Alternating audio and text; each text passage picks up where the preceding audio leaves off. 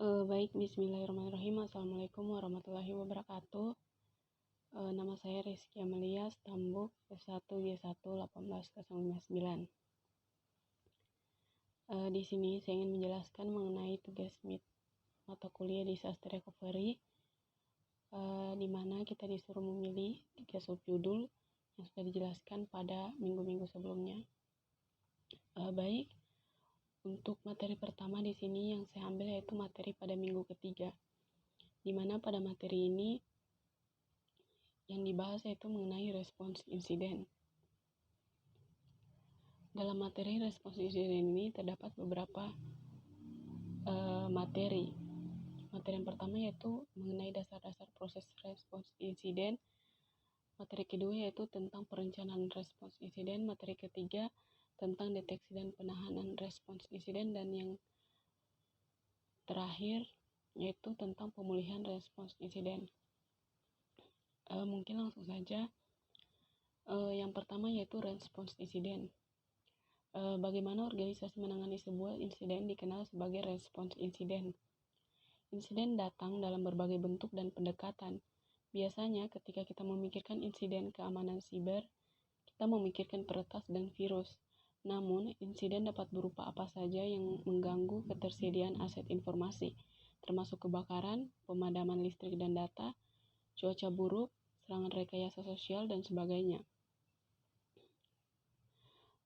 Dalam proses perencanaan kontingensi, organisasi akan membuat 2 tim tanggap insiden, yaitu tim perencanaan respons insiden dan tim reaksi respons insiden.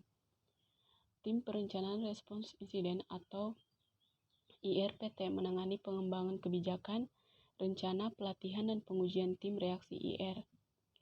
Tim reaksi umumnya dikenal sebagai tim respons insiden keamanan komputer atau hanya tim respons insiden keamanan.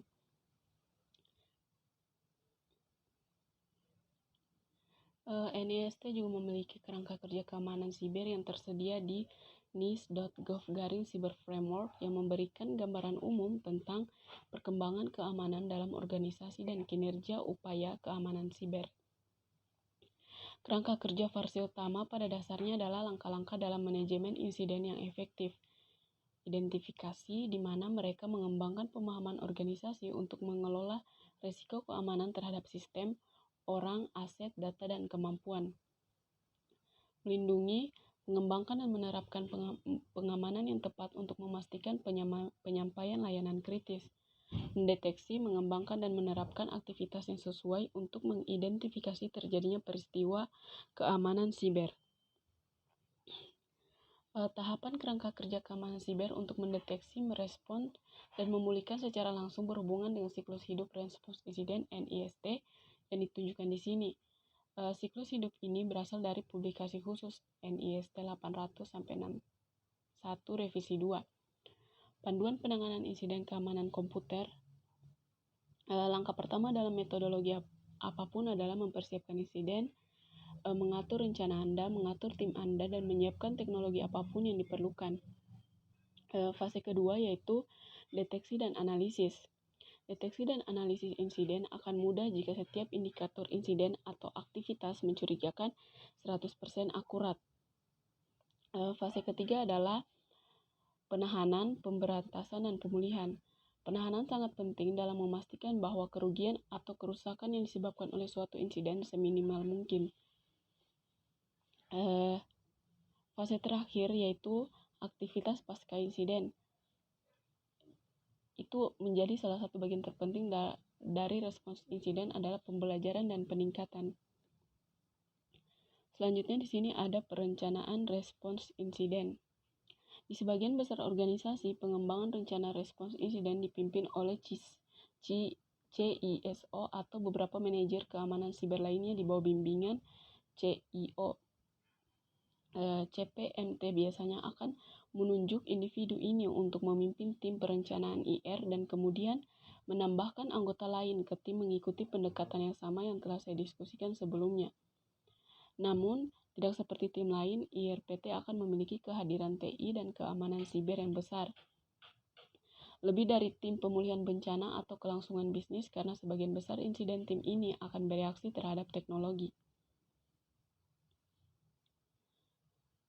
Selanjutnya di sini yaitu ada deteksi dan penanganan respons insiden.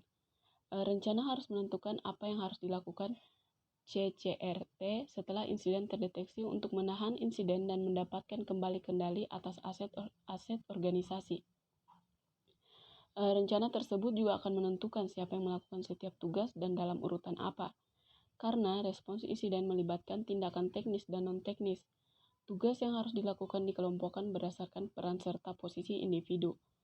Untuk set kedua, rencana tersebut harus menentukan apa yang harus dilakukan organisasi untuk memulihkan dari insiden setelah insiden dapat diatasi, termasuk menangani potensi kerusakan atau kehilangan aset.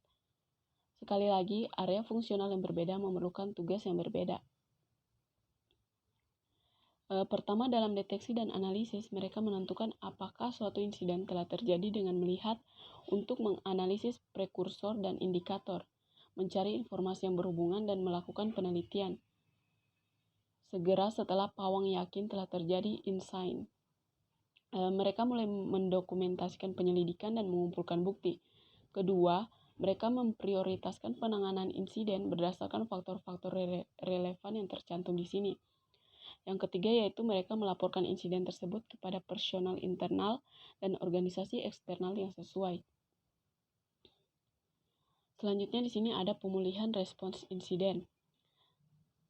Setelah tingkat kerusakan telah ditentukan, proses pemulihan dimulai. Menurut konsultan keamanan dan penulis terkenal Donald Pipkin, pemulihan insiden melibatkan langkah-langkah seperti berikut, yaitu mengidentifikasi kerentanan yang memungkinkan insiden terjadi dan menyebar, mengatasi pengamanan yang gagal, menghentikan atau membatasi insiden atau hilang dari sistem sejak awal, menginstal, mengganti, atau mengupgrade mereka. Tim IR harus memahami strategi pencadangan yang digunakan oleh organisasi, memulihkan data yang terdapat dalam pencadangan, dan kemudian menggunakan proses pemulihan yang sesuai dari pencadangan inkremental atau jurnal basis data untuk membuat ulang data apapun yang dibuat atau dimodifikasikan sejak pencadangan terakhir. Selanjutnya di sini ada materi pada minggu keempat. Pada minggu keempat ini ada 4 materi yang dibahas. Yang pertama yaitu perencanaan pemulihan bencana, di mana kita belajar tentang proses perencanaan yang kita gunakan untuk bersiap menghadapi bencana. Kedua yaitu klasifikasi bencana, di mana kita akan belajar tentang berbagai jenis bencana dan bagaimana masing-masing dapat dikelola. Yang ketiga yaitu perencanaan bencana. Kita akan belajar tentang proses perencanaan yang dapat kita gunakan untuk siap tangkap jika dan ketika bencana terjadi. Dan yang terakhir yaitu persiapan bencana. Di sini kita akan melakukan tindakan persiapan yang digunakan untuk organisasi untuk siap menghadapi tanggap bencana. Yang pertama yaitu perencanaan pemulihan bencana. Dalam modul pertama kursus ini membahas proses perencanaan CPNIST, identifikasi kontrol pencegahan, yang merupakan tindakan yang diambil untuk mengurangi efek gangguan bisnis dan sistem. Hal ini dapat meningkatkan ketersediaan informasi dan mengurangi biaya pemulihan bencana. Buat strategi pemulihan bencana yang menyeluruh yang akan memastikan bahwa sistem dan fungsi dapat dipulihkan dengan cepat dan efektif setelah terjadi gangguan. Kembangkan dokumen rencana pemulihan bencana yang harus berisi panduan dan prosedur terperinci untuk memulihkan sistem dan fungsi yang rusak. Pastikan pengujian rencana DR pelatihan dan latihan menguji rencana mengidentifikasi kesenjangan perencanaan, sedangkan pelatihan mempersiapkan personal pemulihan untuk aktivitas rencana. Kedua kegiatan meningkatkan efektivitas rencana dan kesiapan secara keseluruhan. Pastikan pemeliharaan rencana DR. Rencana tersebut harus menjadi dokumen hidup yang diperbarui secara berkala agar tetap terkini dengan peningkatan sistem dan organisasi. Selanjutnya di sini ada klasifikasi bencana. Metode klasifikasi bencana yang paling umum adalah mengevaluasi jumlah kerusakan yang berpotensi ditimbulkan oleh bencana, biasanya dalam skala sedang, signifikan, atau kritis. Misalnya, bencana juga dapat diklasifikasikan berdasarkan asalnya seperti alam atau buatan manusia. Sebagian besar bencana termasuk dalam kategori alami, tetapi beberapa dapat dikaitkan dengan asal-usul buatan manusia, seperti pembakaran, terorisme, serangan penolakan layanan terdistribusi, atau ransomware. Bahaya yang menyebabkan kondisi bencana ini biasanya mencakup peristiwa alam seperti angin topan, kekeringan, kelaparan, degradasi lingkungan, penggurunan, penggundulan hutan, serangan hama, dan penyebab buatan manusia seperti malware, peretas, karyawan yang tidak puas, dan masalah penyedia layanan. Biasanya, bencana yang menyerang dengan cepat langsung diklasifikasikan sebagai bencana. Bencana-bencana ini biasanya disebut sebagai bencana yang terjadi dengan cepat karena terjadi secara tiba-tiba dengan sedikit peringatan, merenggut nyawa dan menghancurkan alat-alat produksi. Bencana yang terjadi dengan cepat dapat disebabkan oleh efek alam seperti gempa bumi, banjir, angin badai, tornado, aliran lumpur, atau oleh efek buatan manusia seperti serangan penolakan layanan yang didistribusikan secara besar-besaran atau tindakan terorisme, termasuk terorisme dunia maya atau peretasan dan tindakan perang. Selanjutnya itu tentang perencanaan bencana. Rencana pemulihan bencana harus merinci tanggung jawab setiap anggota tim, seperti evakuasi aset fisik atau memastikan bahwa semua sistem dimatikan dengan aman untuk mencegah hilangnya data lebih lanjut. Implementasi alternatif untuk berbagai komponen sistem jika versi utama tidak tersedia. Komponen ini termasuk peralatan siaga, baik yang dibeli, disewa, atau dibawa kontrak dengan agen layanan pemulihan bencana. Mengembangkan sistem dengan kapasitas berlebih, toleransi kesalahan, pemulihan otomatis, dan fitur gagal aman memfasilitasi pemulihan cepat.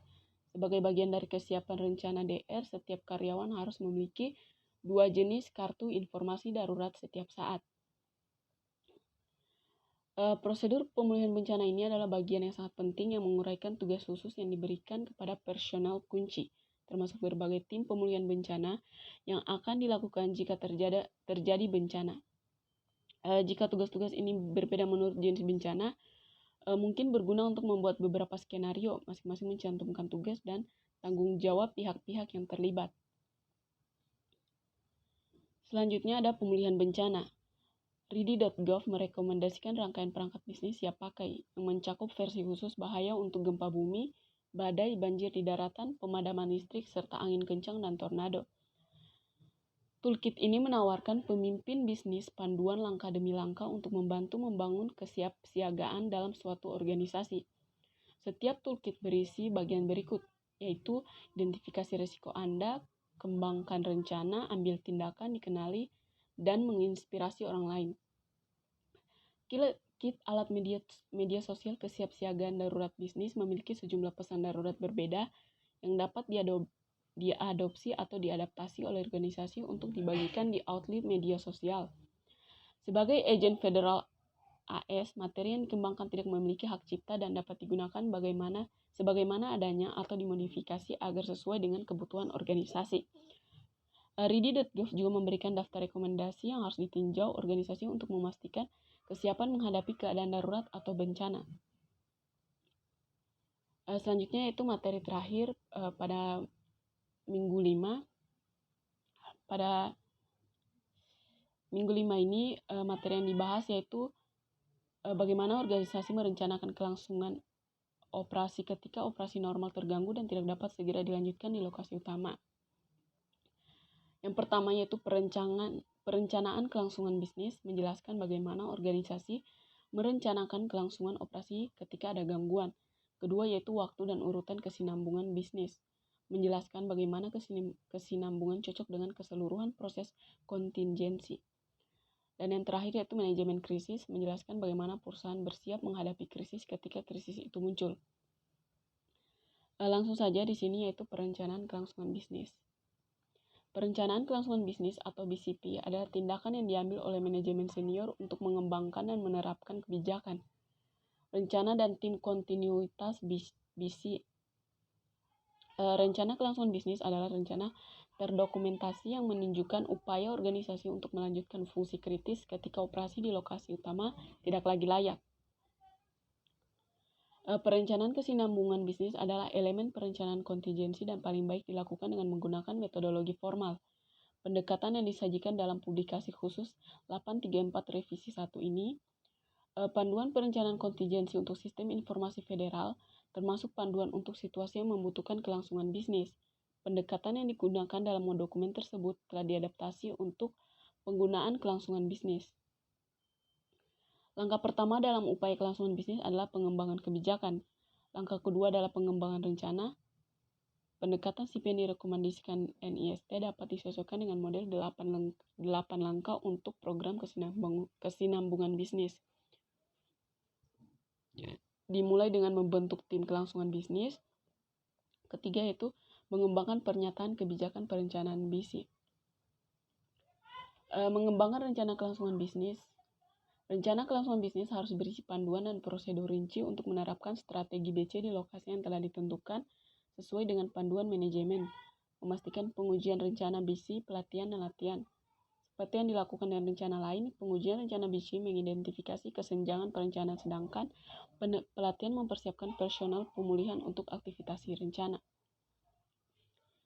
Terakhir yaitu memastikan pemeliharaan rencana BC. Rencananya adalah dokumen hidup yang diperbarui secara berkala agar tetap terkini dengan peningkatan sistem. Kebijakan khas BC berisi bagian-bagian kunci yaitu pernyataan tujuan untuk menyediakan perencanaan dan koordinasi yang diperlukan untuk membantu merelokasi fungsi bisnis penting jika bencana melarang operasi lanjutan di lokasi utama. Selanjutnya di sini ada waktu dan urutan keseimbangan bisnis. Rencana DR biasanya berfokus pada pemulihan sistem setelah bencana terjadi dan karena itu terkait erat dengan rencana kelangsungan bisnis. Rencana BC terjadi bersamaan dengan rencana DR ketika kerusakan besar atau jangka panjang membutuhkan lebih dari sekedar pemulihan informasi dan sumber daya informasi. Beberapa ahli berpendapat bahwa ketiga komponen perencanaan yaitu IR, DR, dan BC, perencanaan kontingensi terkait erat sehingga tidak dapat dibedakan. Sebenarnya, masing-masing memiliki tempat, peran, dan kebutuhan perencanaan yang berbeda. Selanjutnya, setiap komponen berperan pada waktu tertentu dalam kehidupan suatu insiden atau bencana. Setelah bencana terjadi, langkah pertama seperti yang ditunjukkan sebelumnya adalah manajemen sampai pada kesimpulan bahwa rencana pemulihan bencana harus diaktifkan. Fasilitas, teknologi, dan sumber daya organisasi lainnya tidak diperiksa sampai setelah ancaman bencana selesai, baik alami maupun buatan manusia. Perencanaan pemulihan bencana yang baik termasuk memberitahu karyawan untuk berlindung di tempat atau mencari perlindungan di tempat yang aman, yang mungkin berarti memberitahu karyawan untuk tinggal di rumah sampai pemberitahuan lebih lanjut. Setelah tim tanggap bencana memiliki kesempatan untuk memeriksa lokasi dan membuat penilaian awal kerusakan, mereka berkonsultasi dengan manajemen atas tentang potensi untuk mengaktifkan rencana BC. Setelah rencana BC diaktifkan, tergantung pada strategi mana yang telah dipilih organisasi. Bagian dari tim respons BC yang dikenal dengan dalam istilah militer sebagai pihak lanjutan pergi ke situs alternatif yang dijelaskan dalam rencana BC dan mulai mengordinasikan pengaturan operasi.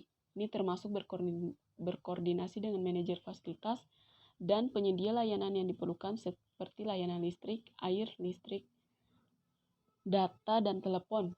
Bagian dari rencana BC adalah untuk menentukan fungsi bisnis penting mana yang akan didirikan di lokasi alternatif yang dapat didukung oleh karyawan yang bekerja dari rumah dan yang perlu ditunda sampai setelah organisasi sepenuhnya. Langkah-langkah yang diambil dalam analisis dampak bisnis akan membantu organisasi menentukan fungsi penting mana yang akan dibutuhkan selama periode sementara ini dan karyawan serta sumber daya lain mana yang diperlukan untuk mendukung fungsi ini. Selanjutnya di sini ada manajemen krisis. Manajemen krisis atau CM adalah serangkaian upaya perencanaan dan persiapan organisasi untuk menangani potensi cedera manusia, trauma emosional, atau hilangnya nyawa akibat bencana. Sementara beberapa organisasi memasukkan manajemen krisis sebagai bagian dari rencana DR. Perlindungan kehidupan manusia dan citra organisasi merupakan prioritas tinggi, sehingga mungkin layak mendapatkan komite kebijakan dan rencananya sendiri. Dengan demikian, organisasi harus membentuk tim perencanaan manajemen krisis, CMPT, yang kemudian mengorganisir tim respons manajemen krisis, CMRT, tim tanggap pemulihan bencana yang sesuai, bekerja sama dengan CMRT untuk memastikan komunikasi yang lengkap dan tepat waktu selama bencana. Menurut Gartner Research, tim manajemen krisis bertanggung jawab untuk mengelola acara dari perspektif perusahaan dan melakukan peran berikut. Yang pertama, mendukung personal dan orang yang mereka cintai selama krisis memberi informasi kepada publik tentang acara tersebut, dan tindakan yang diambil untuk memastikan pemulihan personal dan perusahaan. Berkomunikasi dengan pelanggan utama, pemasok, mitra, badan pengatur, organisasi industri, media, dan pihak berkepentingan lainnya. CMRT harus membangun basis operasi atau pusat komando di dekat lokasi bencana sesegera mungkin. CMRT juga harus mencakup individu dari semua bidang fungsional organisasi untuk memfasilitasi komunikasi dan kerjasama. CMRT dibebankan dengan 3 tanggung jawab utama. Memverifikasi status personal, setiap orang dalam organisasi harus dipertanggungjawabkan, termasuk individu yang sedang berlibur, cuti, dan perjalanan bisnis. Memberitahu semua orang melalui daftar peringatan. Daftar peringatan dan daftar telepon personal umum digunakan untuk memberitahu individu yang bantuannya mungkin diperlukan atau hanya untuk memberitahu karyawan agar tidak melapor ke tempat kerja sampai bencana berakhir. Metodologi untuk kebijakan SIEM dan perencanaan SIEM dapat mengikuti pendekatan dasar yang sama seperti kebijakan dan rencana pemulihan bencana. Tetapi mereka harus menyertakan konten tambahan yang berfokus pada prosedur pemberitahuan, keselamatan personal seperti area penampungan, rencana evakuasi, informasi kontak untuk layanan darurat, dan sejenisnya. Seperti semua upaya organisasi, iterasi menghasilkan peningkatan. Sebuah komponen penting dari metodologi yang disajikan adalah perbaikan proses yang berkesinambungan. Baik, mungkin itu saja yang bisa saya jelaskan. Terima kasih.